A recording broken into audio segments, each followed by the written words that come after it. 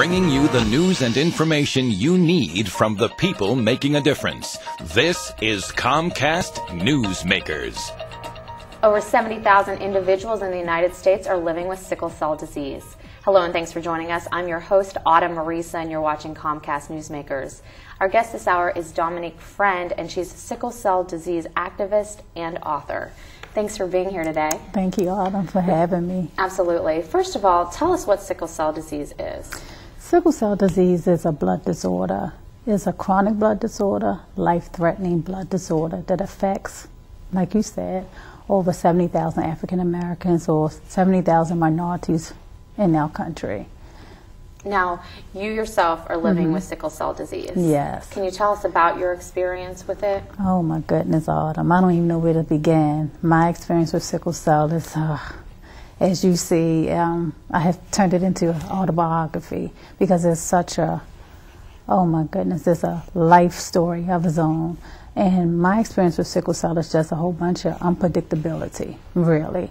You don't know what's going to happen from day to day. Just like I'm sitting here talking to you right now, I can go into a sickle cell crisis. I hope that don't happen. I hope that doesn't happen either. That is the unpredictability of the disease. Now, this led you to write your book, Sickle, A Personal Story of Pain, Purpose, and Perseverance. And I want to mention one of the chapters. It's called Invisible. Why did you title one of the chapters Invisible?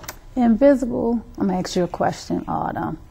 If you saw me out on the street, just walking down the street or just sitting, do I look like I'm living with a chronic disease? Or? Absolutely not. Okay, so that's why I wrote Invisible. Invisible Me talks about how people perceive or people judge you by what you look like. People judge by what they see, you know, and so many times people with sickle cell disease is mistreated because we don't look like a sick person. Sure. You know, so I wrote that particular chapter to really put emphasis on don't judge by what you see. Listen to what the person is telling you, you know, because you're not going to look like people think you should look, you know, and that's a good thing and it's a bad thing. I say that, you know, in the book that is a curse and a blessing at the same time, because the good thing is I don't look like I feel, because if I did, I would scare you. Now, you are an activist for sickle cell disease, and you want to raise awareness and support. How do you go about doing that? Well, I would really like to speak to families and speak to those who have sickle cell and people who have the trait. The trait is the gene that causes sickle cell disease. And I want to get the attention of the trait carriers. I want to get the attention of course, of those who have sickle cell and as the family members. I want them to go online and to share their stories. I want the people that have sickle cell disease to go online and share their story. Tell me, I want to hear from them. We have to start talking about this disease more. It's not being heard of. It's not on the radar like it needs to be. You know, we hear a lot about other diseases, heart disease, diabetes, cancer, all of those diseases, but sickle cell disease, people are like, what is that? And this is the oldest disease, the first one, might I add, genetic disease that was known to man. Wow. Now, how's it goes diagnosed? Usually right now, the good thing is they're testing every baby that is born, that lives, you know, that's in the United States.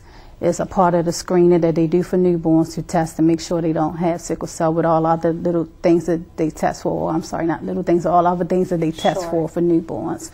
So that's how it's being, you know, diagnosed right now.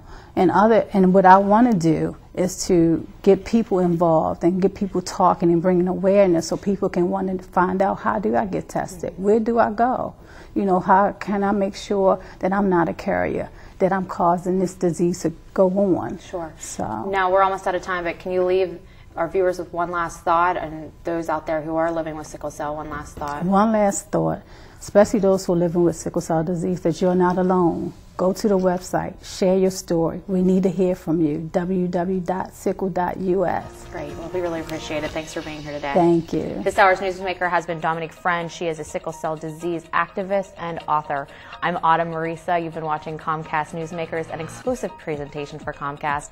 Thanks for joining us.